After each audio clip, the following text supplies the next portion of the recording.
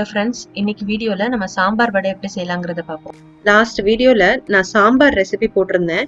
இப்போ அந்த சாம்பாரை வச்சு நம்ம எப்படி சாம்பார் வடை செய்யலாங்கிறத பார்ப்போம்.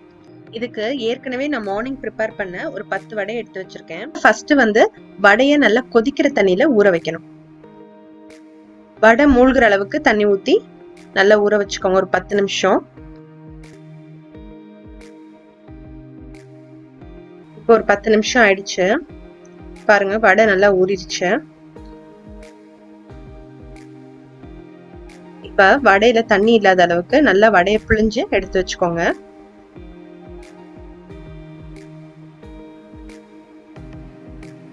அதுல நம்ம ஏற்கனவே ப்ரிப்பேர் பண்ணி வச்சிருக்க சாம்பாரை ஆட் பண்ணிக்கலாம். சாம்பார் நல்லா சூடா இருந்தது நல்லா இருக்கும். அதுக்கு மேல கொஞ்சம் வெங்காயம் கொத்தமல்லி ஆட் பண்ணி நம்ம இதை சர்வ் பண்ணிடலாம். அவ்வளவுதான், நம்ம சாம்பார் வடை ரெடி ஆயிடுச்சு. அதுவே நீங்க வடை அப்பதான் ப்ரிப்பேர் பண்றீங்க அப்படின்னா டைரக்டா ஆயில இருந்து எடுத்த உடனே ஹாட் வாட்டர்ல போட்டு ஒரு 10 நிமிஷம் ஊற வச்சுட்டு இதே மாதிரி நீங்க அதை செஞ்சு எடுத்துக்கோங்க. இந்த சாம்பார் வடை ரெசிபியை நீங்களும் ட்ரை பண்ணி பாருங்க.